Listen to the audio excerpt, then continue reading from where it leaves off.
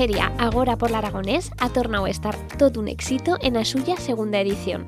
Una cincuentena de participantes provenientes de tot l'arreu d'Aragón se dieron cita en l'Auditorio de Zaragoza para posar en valor l'aragonés, uno de los patrimonios lingüísticos da comunidad nuestra.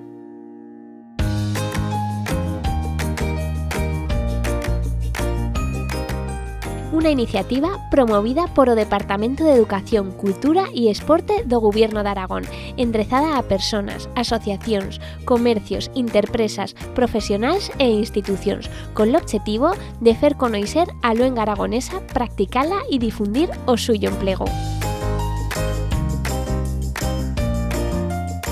A jornada va a estar inaugurada por o Consellero de Vertebración do Territorio, José Luis Soro, que posteriormente visitó os stands de todas as interpresas y asociacións presentes en a feria, que ofrecieron os suyos productos y servicios en aragonés.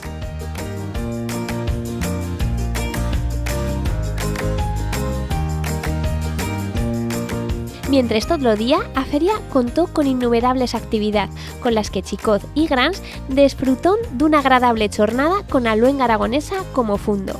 Talles infantils, contacuentos, charradas en aragonés u actuaciones musicales fizón as delicias dos asistents.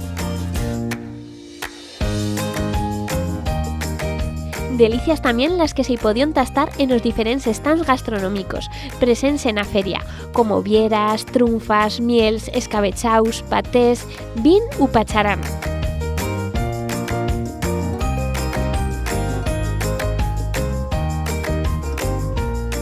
También se iban a presentar mientras todo el día diferentes proyectos e iniciativas en l'aragonés juga un papel importante como publicaciones, materiales interactivos u una barais aragonesa.